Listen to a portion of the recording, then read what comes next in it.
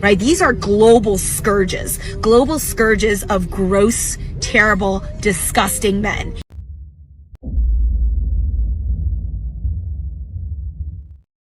Yo, this is a Solo Traveler ORD back again. This is going to be a long one, so let's jump into it. So shout out to Pablo Frescobar for this video. He actually passed this over to me. Make sure you guys go ahead and check him out. He has a channel on YouTube and he's also on TikTok. He has some great content, so go ahead and check him out. So I put out a note about my trip to Thailand in 2013. I was going to Thailand for the first time because a crazy rich friend of mine was getting married. Now, she is of Indian descent and she lives in Philippines, and she was getting married in Thailand at a luxury resort in Phuket. So we all go there for this wedding. And I decided, because it's going to Thailand, that I wanted to spend at least, I believe it was like 2 weeks, just because the flight there, because I chose a really cheap flight out there, it was already going to be a very long flight. So I wanted to really enjoy my time in Thailand, check out Bangkok, go to Chiang Mai, go to Chiang Rai, go check out Phuket, right? So there are different islands, and I wanted to do different islands and also go to the city, spend a few days there. So I went to Thailand for the first time. Now, I had heard about this notorious sex tourism in Thailand. And honestly speaking, in Phuket, you don't really see it a lot because Phuket is a luxury resort. Kind of like if you go to Cancun, you go to these luxury resorts. They're relatively insulated. They're specifically designed for foreigners because it's mostly international businesses that are there that are making money. And obviously they got married at a beautiful place, the Sheraton in Phuket, which is a luxury resort.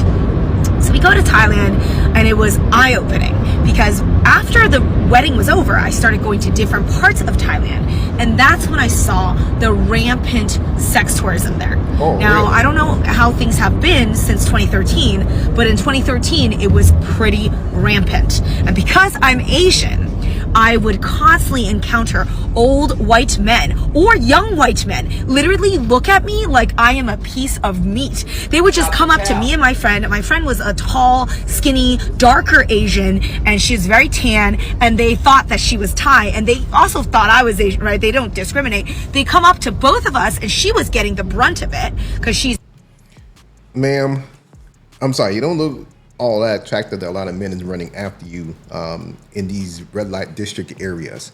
I doubt that you were fitted, or at least looked like you had something of looking nice. I think that you just throwing that in there just so that you can make it seem like you could relate to what's going on in there. But let's proceed. Tall, she actually looks more Thai. Her hair is very straight. My hair, as you can see, is ambiguously curly. So, you know, every time they would see her, and she doesn't speak English the way I do, so they would always go up to her and be like, how much? Oh, you're so beautiful, how much? Come with me, and grab her, physically leer at her. And I would constantly see this disparity and this like disturbing situation as relates to age, right? These old white men, they're mostly white. And these old white men would just be leering like lechers, like, oh, like really disgusting. Now she's trying to villainize these older white men that she's saying. She's trying to make it seem like they're just dirty and that they're just disgusting and for what they're doing. But here's the thing. It's funny how they will say that about just men in general, older men. But then when in the States, say for example, if a younger woman gets with an older man knowing that he's getting ready to die, and of course he passed away, and she's able to take on his fortune, no one talks about that. No one says anything bad about that woman. But it's okay, you know, for that to happen. But if a man were to just say that, oh, well, he don't want to marry a woman, he wants to just have fun with women, and he'd rather just pay it out than have to, you know, give up all his assets to them. So I guess the problem that they usually have, these women, is that because a woman doesn't have access to his full assets, it's a problem. So they make him look really bad. Like over these poor girls, and I mean poor girls both literally and figuratively, because you don't go into the sex trade if you are doing really well financially. And oh, really? Got a question on that. Why is it that a lot of women in the US are doing it? You know, there are a lot of legal and illegal stuff that's going on in the States.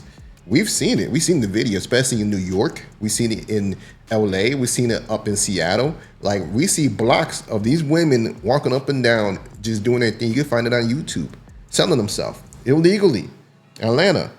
And a lot of them are doing it, and there's a lot of illegal stuff that goes on. Even in these strip clubs, they be selling it. So why is it that it's disgusting, it's bad if a woman in another country is doing it, which is legal, in their country, which is actually legal, compared to what goes on in the States? But you're not going to talk about what's going on in the States.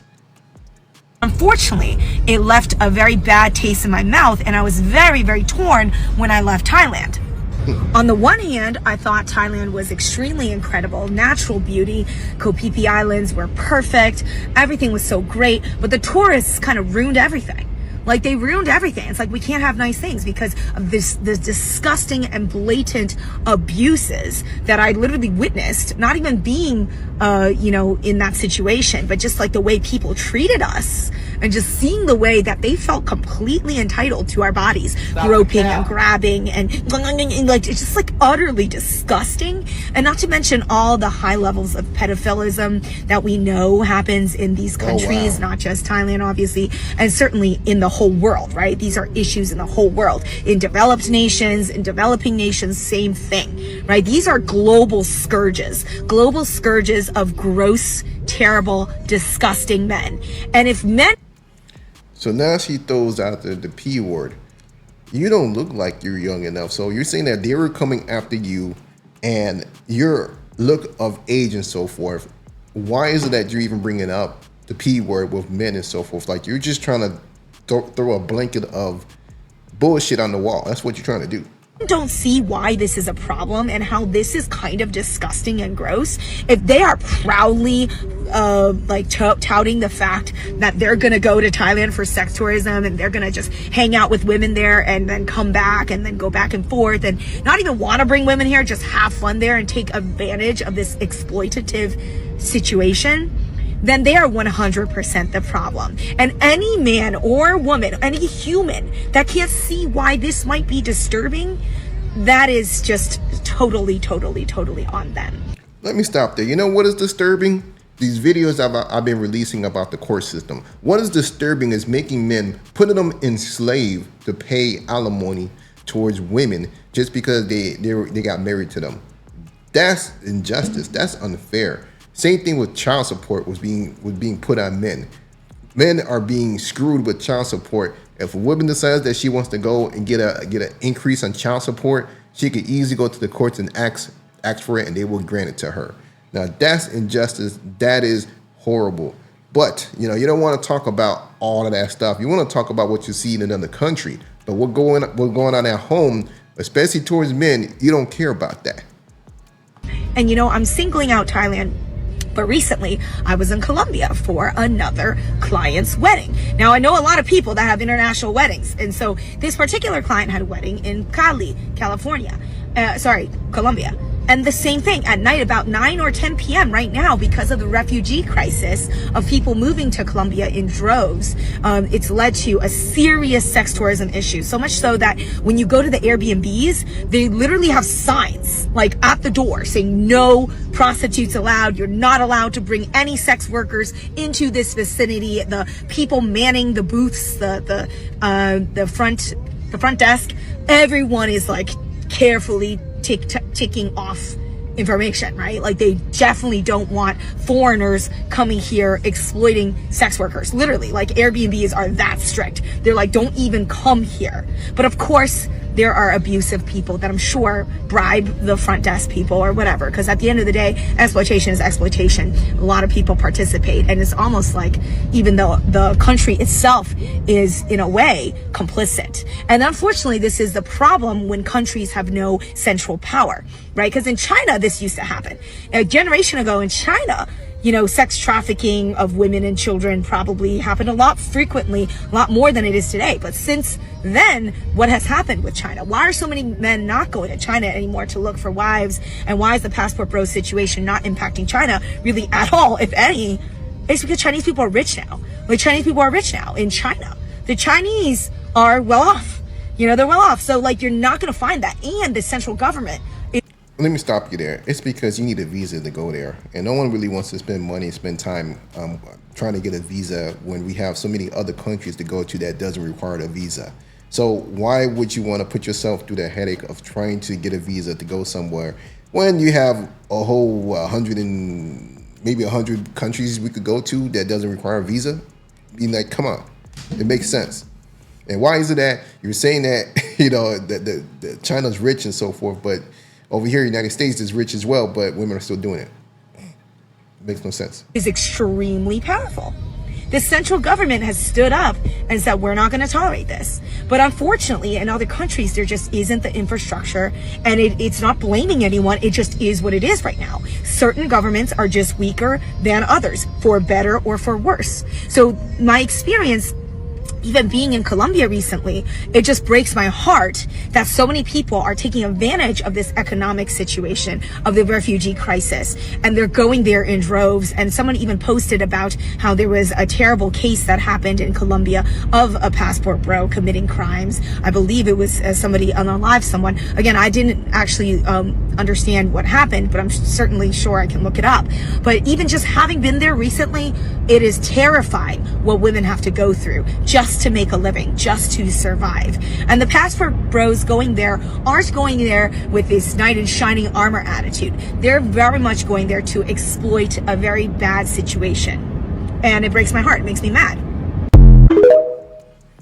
Can't exploit a situation when women are hitting you up in your DMs and all over again looking for you. It's not exploitation.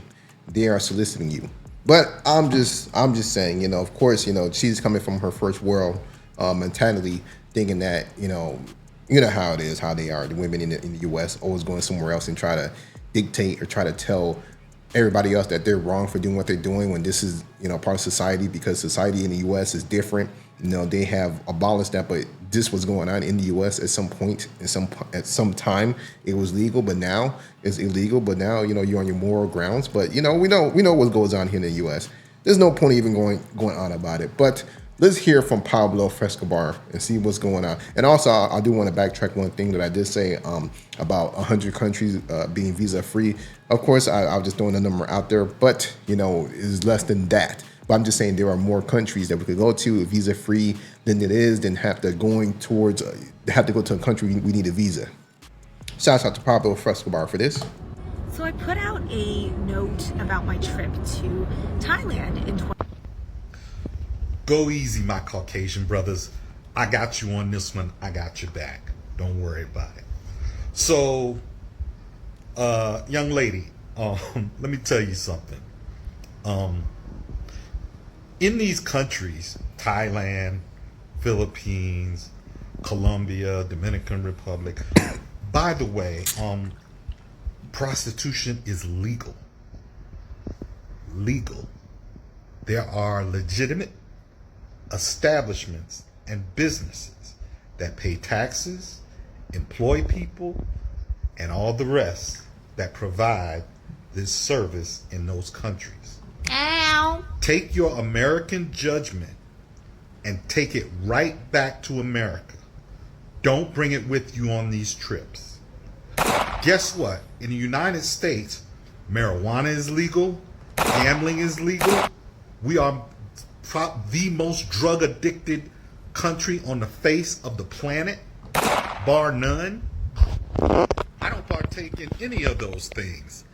Not the drug smoking, not the gambling, the alcohol, none of that stuff. But guess what, man? If the government see fit to make it legal, stop passing your judgment and bringing your American values to a foreign country that doesn't share your ideas. They do not share your sentiments on that issue. Now, do they want to control it and keep it off the streets and all of that kind of stuff? Absolutely. But it's not going anywhere. It's not going anywhere. Those countries have a different viewpoint when it comes to sex work. They're very open about it. They don't want it rampant and out on the street, but they do have establishments and places where that is available and is legal. So again, take your judgment, because I don't go to these dispensaries in California. I think you said you live in California, where everybody everywhere you go is smelling like marijuana and high as a freaking kite. It's not my thing, but who am I to judge? Ma'am, leave your judgments back in the U.S., okay? That's where they belong. Where you're going, that is legal. It is a part of the life there. Get over it. That's right. So shouts out to Pablo Frescobar for that, for at least letting her know, educating her on what goes on in these other countries. Because, and again, like we said, that she's taking her American mentality over to these other countries. And this is what we talk about, you know, for men that leave the United States and go to different countries. We always tell you, renew your mind, change your mind, leave that matrix mentality away from, like, keep it in the United States and don't take it with you to these other countries, because everything is different. Especially the rules, the laws, regulations, everything you can think of compared to the United States. So, but she's still taking her American mentality, going to these tourist areas and thinking that everything's supposed to be the way it is, and saying all these poor people and so forth. But we all know what goes on in the United States as well. But let me know what you guys think about the video. This is your boy, the Solo Traveler ORD. I'm out.